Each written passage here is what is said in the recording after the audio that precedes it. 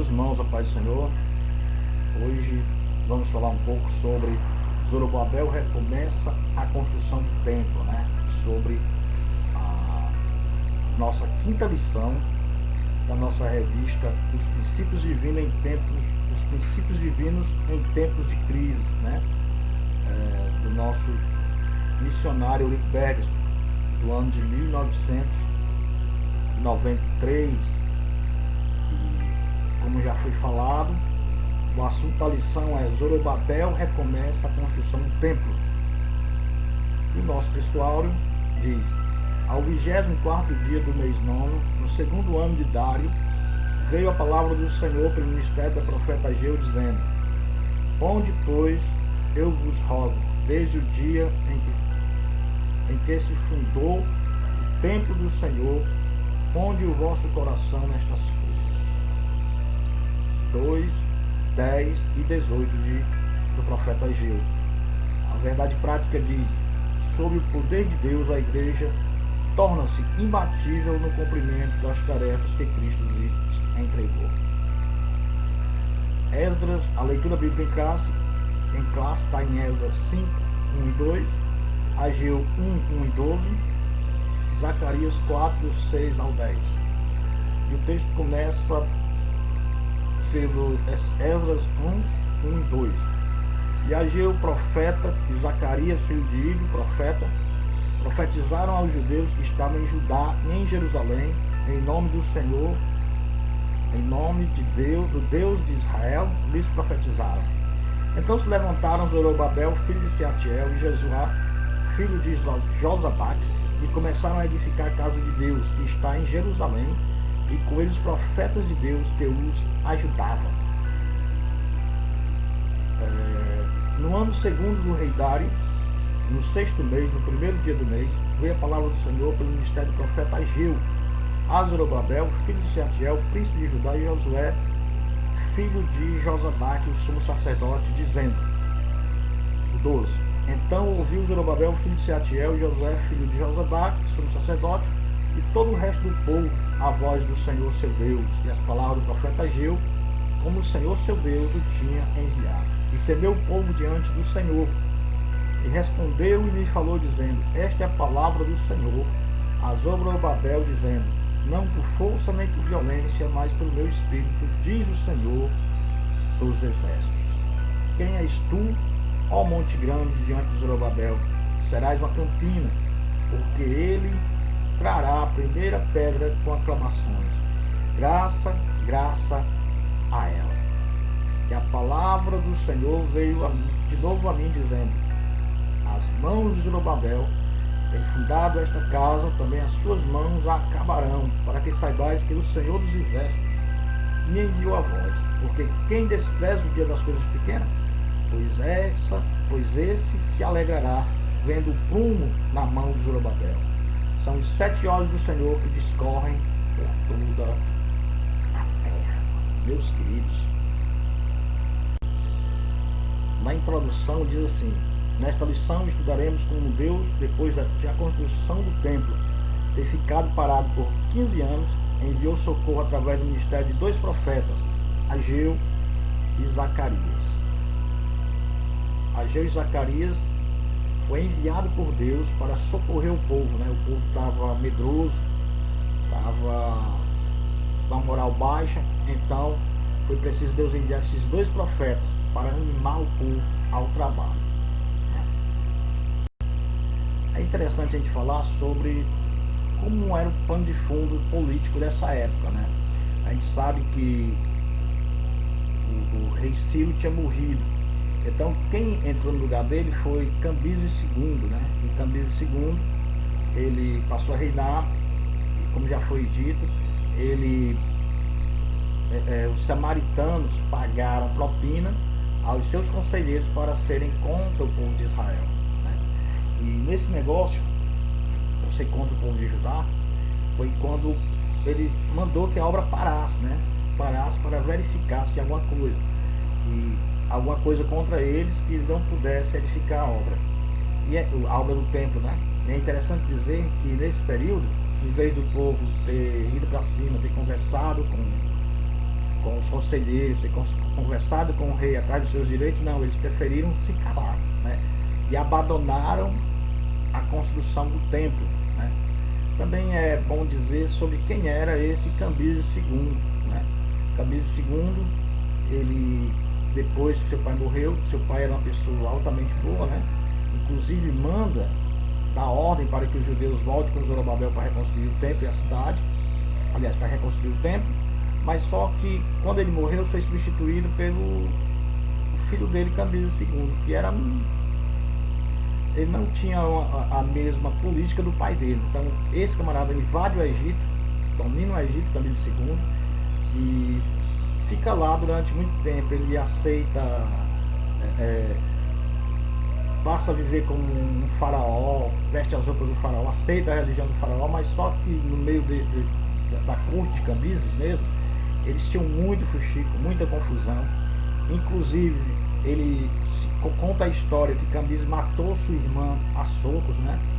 Depois matou sua mulher chutando o ventre dela, e também matou seu irmão e ocultou o cadáver dele, e para ninguém saber quem é que ele estava morto, né?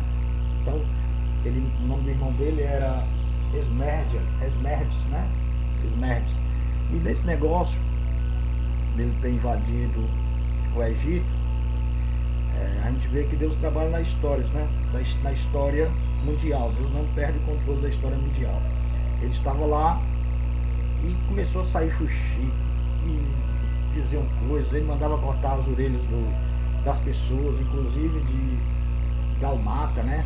E Galmata era um assessor dele, uma pessoa que andava sempre com ele. Parece que ele falou, o cara não ouviu direito, aí ele mandou cortar as orelhas do cara, né? E nesse negócio, ele era cunhado de Dário II, né? E ele sente saudade de casa. Ele vai voltar para a Pérsia, né? Ele sai do Egito, cansado de tanto fuxico, tanta fofoca, e o caminho certo era ir para Gaza, da Gaza para Damasco, para depois ir para a Pérsia. Quando ele, no meio do caminho, né, porque ele faz esse itinerário, ele vai pular do cavalo dele. E Heródoto diz, ao pular do cavalo dele, ele se como é que eu posso falar? Se estrepou, bem nordestino, né? Se estrepou na própria espada que ele carregava, né? Então ele ficou gravemente ferido. Então ele morre desses ferimentos antes de chegar na Pérsia. E quem assume o lugar dele, Galmata, que era servo, ele pega que era servo de Cambises II, ele se passa por Esmerdes, né? E Esmerdes, que era irmão morto, que Cambises tinha matado. E quando ele chega na Pérsia, é aclamado o rei, né? Só que os nobres descobriram que ele não era irmão e não ficaram satisfeitos com o governo de Galmata. Galmata reinou lá um ano. É deposto pelos nobres e assume o posto Dário I, né? Dário I, que era amigo de Zorobabel. Então, quando Dário I assume o poder, que era, como já foi falado, genro de Ciro II, pai de Cambises II. Então, quando ele assume o poder, ele era grande amigo de Zorobabel. Então, conforme diz Flávio José, como ele era muito amigo de Zorobabel, então ficou mais fácil conversar com ele do que com Cambises. Então ele faz um grande banquete na Pérsia. Aí então, quando ele convida os seus magistrados, né, os seus governadores, as pessoas importantes do reino para esse grande banquete para comemorar a sua subida ao trono, e faz uma charada de perguntas e respostas, né? E Flávio José conta, se não me engano é mais ou menos isso, que ele faz uma pergunta: quem é que é maior do que o rei, né? Não, mais ou menos isso. E o Zorobabel responde que é a mãe do rei, né? Aí na explicação pergunta por quê. Ele diz: não, é porque eu conheci a mãe do rei, e quando ele fazia alguma tranquinação quando era pequeno, a mãe do rei pegava e repreendia, né? Batia nele, né? Aí então Dário ficou muito satisfeito com a resposta e perguntou qual era o prêmio que o nosso amigo Zorobabel queria. E Zorobabel responde: eu quero a reconstrução do templo.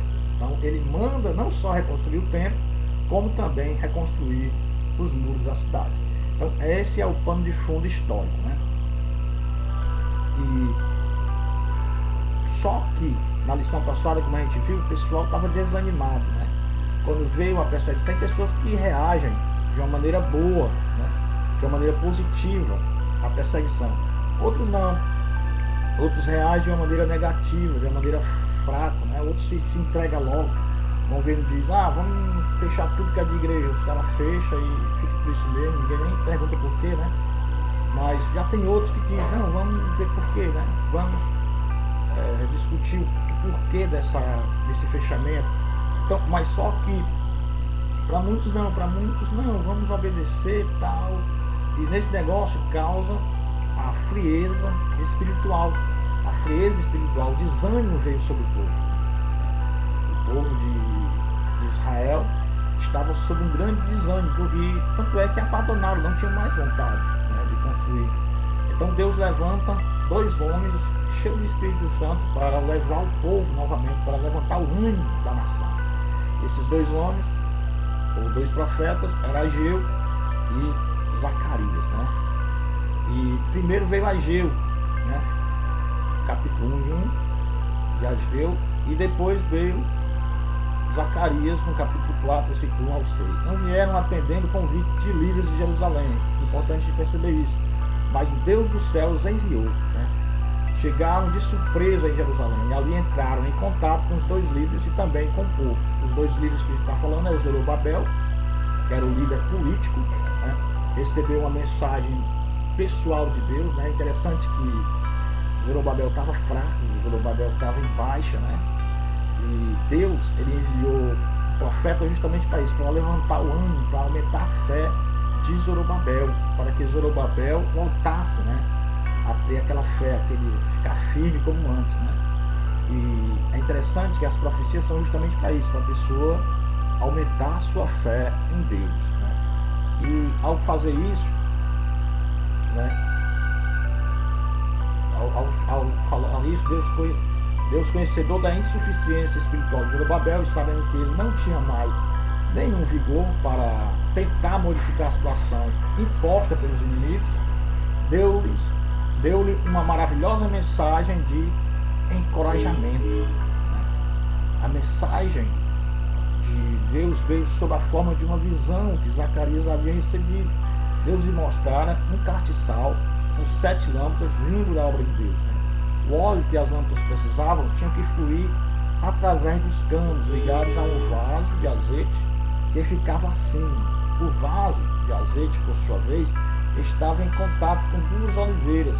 E Zacarias 4, do 1 ao 3, ao 4, 13, né? E o recado de Deus para Zorobabel foi: não por força e nem por violência, mas pelo meu espírito, diz o Senhor dos Exércitos. 4 e 6. Por que o profeta fala assim para Zorobabel? Não por força nem por violência, mas pelo meu espírito, diz o Senhor dos Exércitos. Porque, conforme foi na lição passada, para o povo parar a obra do templo, o que eles fizeram? Vieram com violências, né? Vieram com agressões do povo de Deus. E quando o Espírito Santo usa Zacarias para Zorobabel, ele fala justamente ao contrário. Vocês não precisam se armar para lutar contra eles, porque não vai ser por força e nem vai ser pelo meu espírito. Aliás, nem por força nem por violência, mas vai ser pelo meu espírito, diz o Senhor dos Exércitos.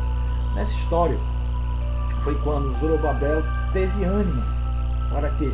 Para reivindicar o direito adquirido, né? Muitas vezes a gente tem um direito, já tem direito sobre a coisa, mas não toma posse da coisa. Por quê? Porque fica com medo de fracassar, fica com medo de perder as coisas. E nesse negócio foi o que deu em Zorobabel. E Deus fala para ele: não é por força, nem por violência, mas pelo meu espírito. Devemos orar, devemos buscar para receber vitória, porque não vai ser com violência, mas vai ser pelo espírito do Senhor. As dificuldades que pareciam montes grandes diante de Zorobabel seriam como uma campina, uma planície, né? Zacarias 4 e 7 diz isso, que as dificuldades que seriam muito grandes seriam aplanadas, né? Com a morte de Cambises, tudo ficou aplanado, porque quem assumiu o governo era amigo íntimo, amigo de longas datas, de Zorobabel na Babilônia, né? Então, Deus ainda garantiu a Zorobabel que as mãos dele acabariam a construção do templo. Zacarias 4:9. Deus ainda fala para Zorobabel: Zorobabel, quem vai construir o templo, quem vai acabar com o templo, acabar que eu falo, no sentido de deixar ele todo pronto, né? É você. E ali Zorobabel, ele ficou muito feliz, muito feliz. Josué, ou Josuá, né? Conforme a tradução da Bíblia que você tem em casa, foi o sumo sacerdote, líder espiritual do povo. Recebeu também uma mensagem pessoal. Observamos na lição passada que ele estava com vestidos sujos, né?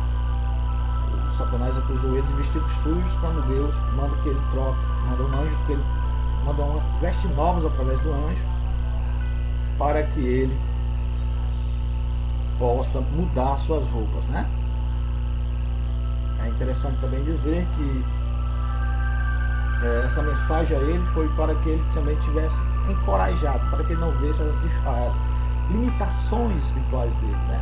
A mensagem de Deus para ele foi de perdão e de restauração. Deus lhe disse que havia feito passar dele toda a sua iniquidade e que havia ordenado que fosse vestido de vestes novas, né? Zacarias 3:4, e que se pusesse sobre a sua cabeça uma mitra limpa.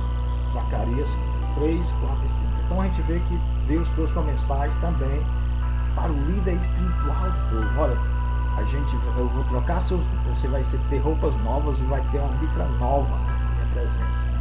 Então agora o inimigo já não tinha do que acusar Josué, porque na verdade o sumo sacerdote, ele é acusado por Satanás, literalmente na versão original da Bíblia, é como se ele tivesse vestidos com roupa de neném suja, né? Estava fedendo cocô de neném, né? Mas agora não, agora Deus diz que está trocando suas vestes não federiam mais a cocô de neném, porque agora seria trocado em umas vestes novas, né? Recebia vestes novas do céu. Então a mensagem de ânimo para o rei, para o governador Zorobabel, era uma mensagem de ânimo agora para o líder religioso que comandava a congregação ali em Jerusalém. E agora, no terceiro, Deus manda uma mensagem também para o povo, né? O povo recebeu também a mensagem de Deus. O profeta Ageu mostrou ao povo que os prejuízos materiais que haviam sofrido era consequência da omissão frente ao dever que tinham com a casa do Senhor. Ageu 1, 6 e 9. Ageu falou-lhe o prejuízo que sofreu o povo, que Ageu falou-lhe do prejuízo que sofre o homem que busca somente a sua prosperidade material e deixa a casa de Deus deserta. Ageu 1:4. O profeta deu ao povo uma ordem estimulante: subi o monte, trazei madeira e edificai a casa, e dela me agradarei e eu serei glorificado. Ageu 1:8. Então Deus também estimula o povo. Deus diz: olha, vocês estão preocupados só com o material, mas existe algo mais maravilhoso do que os bens materiais. Aí diz: olha, vocês subam ao monte, tragam madeira e construa a casa do vosso Deus. Lógico que Deus não habita em casa feita por mãos humanas, mas ele está falando de adoração, lugar de adoração, lugar em que o seu nome seria invocado, que o povo desse prioridade à causa de Deus. Era isso que Deus estava falando para o povo naquela hora. E era isso que o povo estava ouvindo, né, da parte de Deus. Então, a gente vê que tanto Ageu como Zacarias, ele fala ao povo, para que o povo desperte, para que o povo buscasse ao Senhor. Temos três mensagens: uma mensagem para o líder político Zorobabel, para o líder religioso Josué e para o povo em geral. Deus tem mensagem para os três, né? E cada uma mensagem de ânimo, mensagem revigorando, mensagem de fé, mensagem de promessa. Olha, Zorobabel, você está vendo tudo isso aí, que é uma montanha intransponível, vai se transformar em campina. Você vai passar a com o maior prazer do mundo, sem nenhuma dificuldade. Olha, Josué, o Satanás está te acusando porque tuas roupas são sujas, fedendo a cocô de neném, pois você vai receber roupas limpas e altas, né? Olha, povo, vocês só estão procurando coisas materiais e não estão tendo prosperidade nenhuma, nem espiritual, nem materialmente, pois agora vocês me busquem, que vocês vão ter tanto prosperidade espiritual, como também eu vou guardar a vida de vocês. Vocês vão prosperar materialmente também. Então Deus dá bênção, Deus dá promessa às pessoas, Deus manda princípios para as pessoas.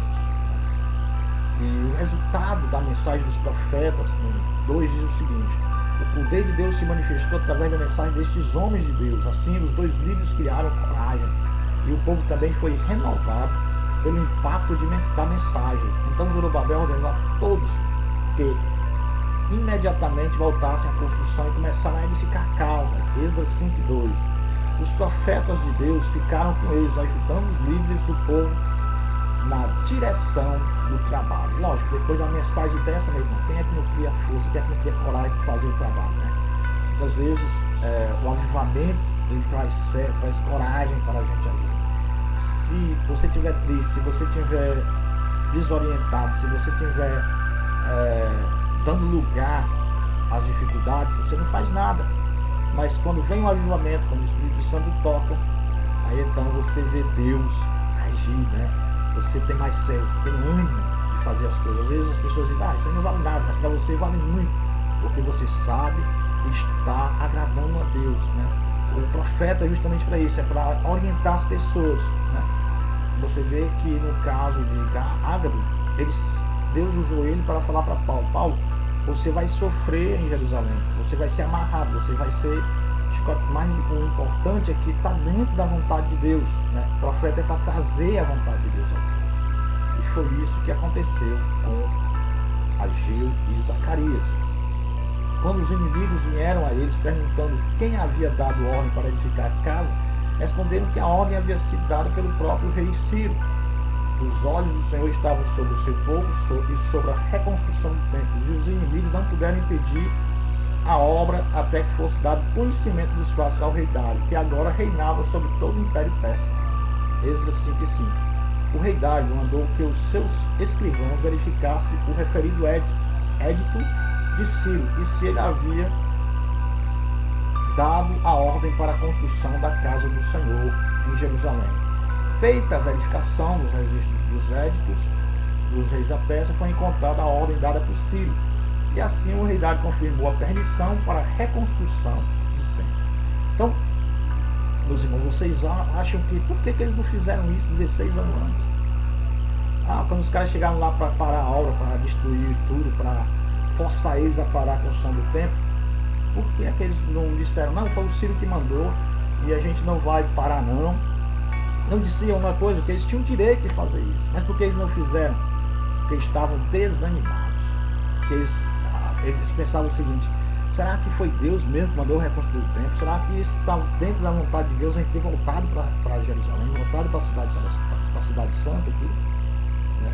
Então a dúvida fez com que as suas mãos se afrouxassem, fez com que a sua fé ela cocheasse entre dois pensamentos. E por isso que eles não reagiram, né? O homem, quando ele não está avivado, o homem, quando ele deixa ser levado pela dúvida, quando ele deixa ser levado pelas dificuldades da vida, ele fica pensando, pela tribulação, pelas dificuldades, ele diz, será que segue Deus mesmo? Não. Será que eu fazendo outra coisa não é a mesma coisa? Não. Ele entra dúvida, né? Entra dúvida. E eles diziam, será que é isso? É a vontade de Deus? Mas com esses dois profetas, Deus está mostrando que é a vontade dele que o templo fosse construído. E quem devia construir esse templo era Zorobabel, né? Então, por isso que o povo criaria ânimo. E o que era para eles ter feito há 4 anos atrás, há 15, há 16, 18 anos atrás, eles estão fazendo agora. Agora eles estão enfrentando o inimigo. Eles estão dando resposta ao inimigo. Diz, olha, é com Ciro, vai atrás lá do teu direito lá e pronto, vai lá, está lá na Constituição. Sendo que a Constituição deles vale, né? Valia, né? A nossa aqui não vale nada. Então, o impulso espiritual dado pelos profetas continuou dominando os construtores até a conclusão da construção. Então, ficaria lá, mas não ia de graça não. Tinha um profeta dizendo, olha, levantai, subir ao monte, trazer madeira, fazer a construção de Deus, né? Vai, esse tijolo aí, põe esse tijolo, faz a obra, né? Faz a obra porque é do agrado de Deus que você faça a obra. Então, o que enfraquece, o que desmotiva é a falta de fé, é a falta de constância, é a falta de maturidade dentro da obra de Deus. Os profetas Ageu e Zacarias continuavam dando a sua cooperação, prosperando pela profecia do profeta Ageu e de Zacarias, filho de Ido. Edificaram a casa e a aperfeiçoaram conforme o mandato de Deus de Israel, conforme o mandato de Ciro e de Dário e de Artaxerxes, rei da Pérsia. Êxodo 6 e 14. E acabou-se essa casa, Êxodo 6 e 15. Que grande bênção, despertamento dado por Deus ao rei Ciro, propagou-se e agora, com a ajuda dos profetas, foi renovado e levado o resultado glorioso. Toda a honra e glória seja somente do Senhor. Então, agora, as profecias se cumprem e o povo está feliz, né? Porque agora tem o seu novo tempo. O ministério profético é a prova da manifestação de Deus. Uma inesperada operação sobrenatural por parte de Deus solucionou o grave problema da reconstrução do templo. Manifestações sobrenaturais no Antigo Tempo. Há muitos exemplos no Antigo Tempo, vamos mencionar apenas dois. Moisés, o grande líder que Deus levantou para libertar seu povo da escravidão do Egito, recebeu de Deus um preparo sobrenatural que lhe deu muita autoridade espiritual. Com a sua vara fazia grandes maravilhas. Êxodo 4:17. Então Moisés, ele fazia grandes maravilhas com as coisas que ele tinha em mãos, né? Vamos supor, com a vara ele abriu Mar Vermelho, tocou na rocha e saiu água, né? Então, assim por diante. Elias, o profeta de Deus, foi revestido de autoridade sobrenatural para ajudar Israel, que havia sido levado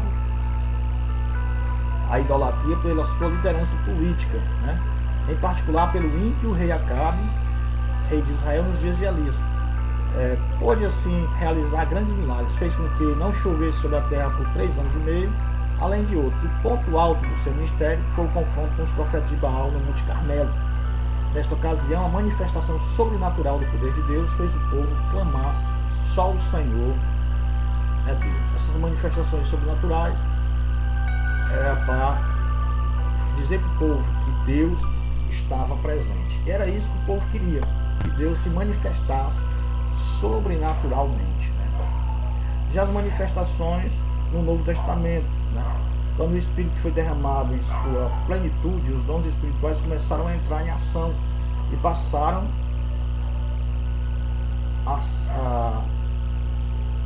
a ser a própria preparação divina para o ministério. 1 Coríntios 12, 4 e 6, ao 6 diz isso: os apóstolos eram revestidos desses dons meio divinos para a convenção de muitas almas. O apóstolo Paulo, enriquecido por Deus com muitos dons, escreveu para o evangelista Timóteo, representante da segunda geração, uma mensagem de exortação: não desprezes o dom que há em ti.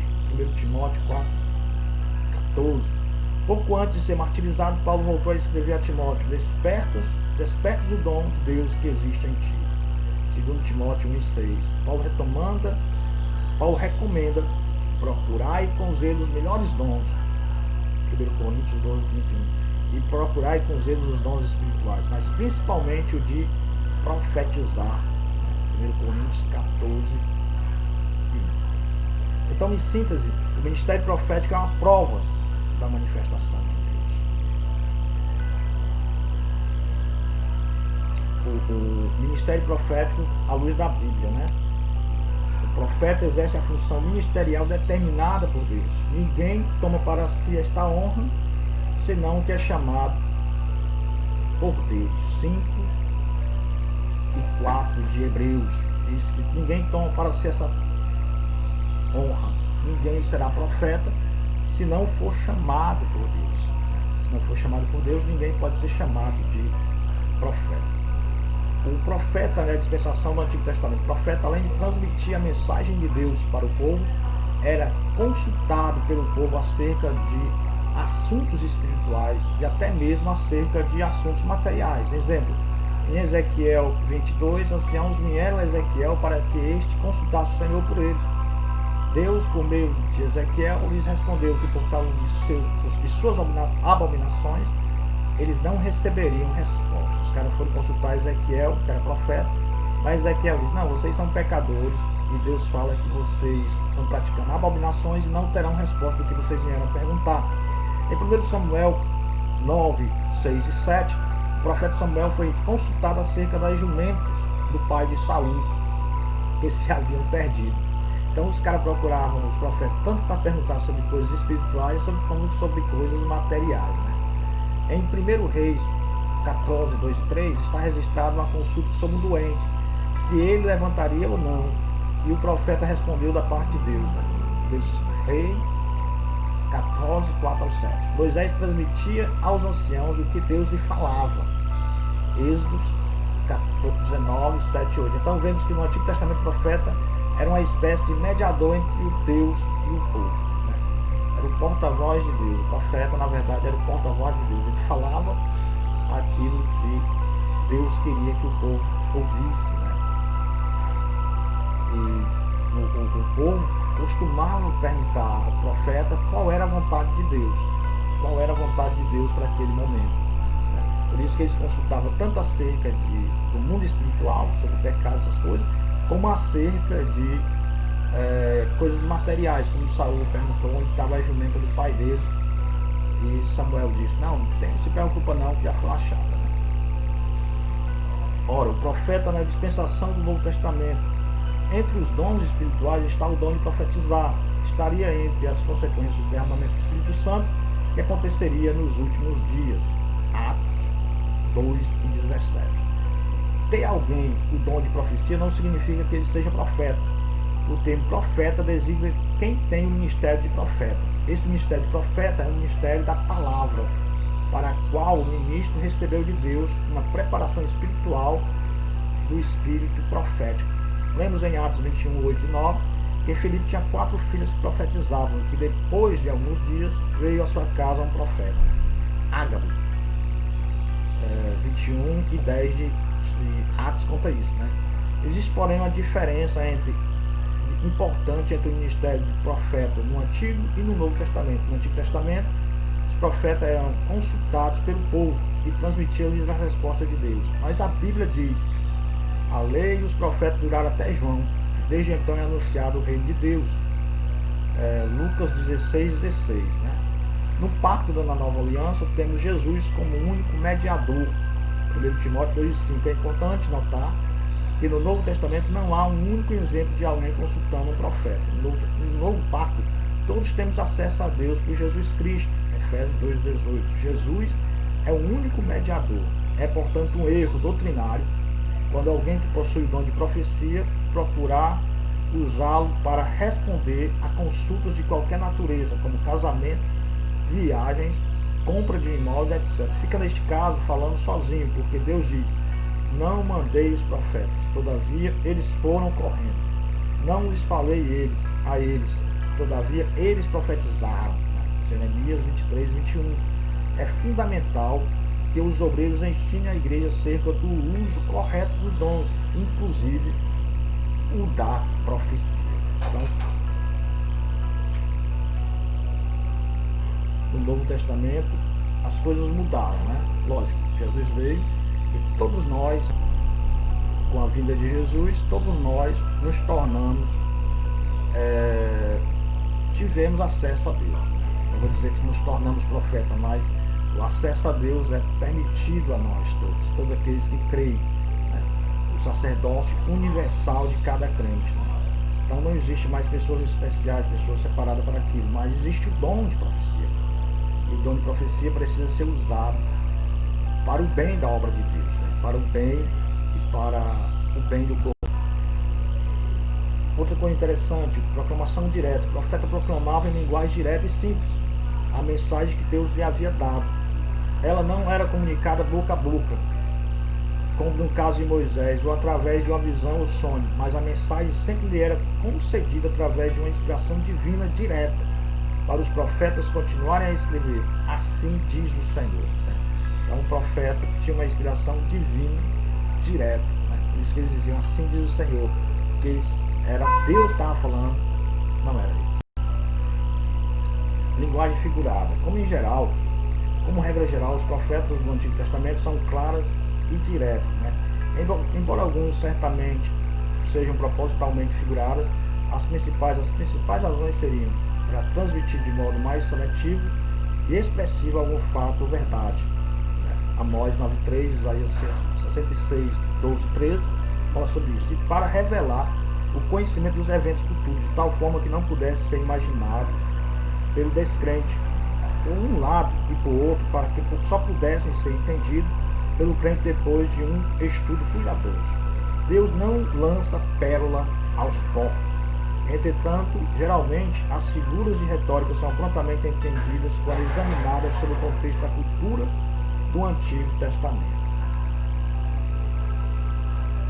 É interessante nós dizer que quando o templo foi reconstruído, por Zorobabel, não houve manifestação espiritual. Por exemplo, quando o templo foi construído por Salomão, fogo desceu do céu e consumou o holocausto, e aquele fogo passou a ser cultivado dentro do templo. A mesma coisa aconteceu na época de Moisés, mas agora no segundo templo não aconteceu nada. Fizeram o altar, ofereceram os animais e Deus não desceu fogo do céu. Eles lançaram os alicerces, construíram o templo e não desceu o fogo do céu. E o povo que viu o primeiro templo ficou chateado, chorando, triste, porque o pensamento deles, será que Deus está nesse negócio mesmo? Por que Deus, já que Deus está nesse negócio, por que ele não operou, não fez nada? Por que ele não desceu o fogo do céu como ele fez nas outras vezes? Aí quando o povo estava totalmente em dúvida, ver se aquele templo era ou não o templo que agradava a Deus, Ageu chega e diz, a glória da segunda casa será maior do que a da primeira, para alegrar Zorobabel. Zorobabel, era isso a vontade de Deus. Josué, era isso a vontade de Deus. O povo, era isso a vontade de Deus. Se vocês fizessem templo, e Ageu ainda diz que naquele templo entraria o almejado de todas as nações. Lógico, o almejado de todas as nações, que é Jesus, ele entrou no templo de Zorobabel. Jesus, ele entrou, se não me engano, por 2 vezes no templo ao subir a Jerusalém. E outra coisa também que Zorobabel diz é, a glória da segunda casa será maior que a da primeira. Aquela casa simples, aquela casa que não tinha mais poder visível de Deus como fogo descendo diretamente do céu. Nem a arca da aliança estava mais ali. Mas, no entanto, o Deus em pessoa, Deus na pessoa de Jesus Cristo, entraria naquela casa. E o profeta era justamente para isso, para estimular o povo à adoração, para estimular o povo a adorar a Deus, a buscar a Deus, a saber a vontade de Deus, a saber o que estava agradando a Deus. Por isso que o Ageu, ele diz, a glória da segunda casa será maior que a da primeira. Por quê? Porque o Filho de Deus entraria naquele templo humilde, naquele templo que não tinha mais a presença visível de Deus, mas teria a presença pessoal, porque Deus entraria nele através de Jesus. Também ele diz que ao beijar as nações, como eu já falei, mas, amados irmãos, nós devemos pensar assim, que Deus, ele quer que nós estimulemos uns aos outros a saber a vontade de Deus e também a buscar a vontade de Deus para as suas vidas. E foi isso que os profetas fizeram. Disseram ao povo, olha, vocês têm que continuar servindo ao Senhor. A vontade do Senhor é que vocês estejam na presença dele servindo. E dessa forma, ele vai abençoar vocês. Então, seja animado pelo Espírito Santo. Faça como aqueles profetas, anime aqueles que estão já cansados, 4 meses a igreja parada, mas cobre ânimos dele. Leve a palavra de Deus para cada que cada um possa fazer a obra de Deus, e que a obra de Deus seja feita, e que a vontade de Deus seja um marco para as nossas vidas. Deus abençoe a todos vocês, e que nos ajude durante esse tempo.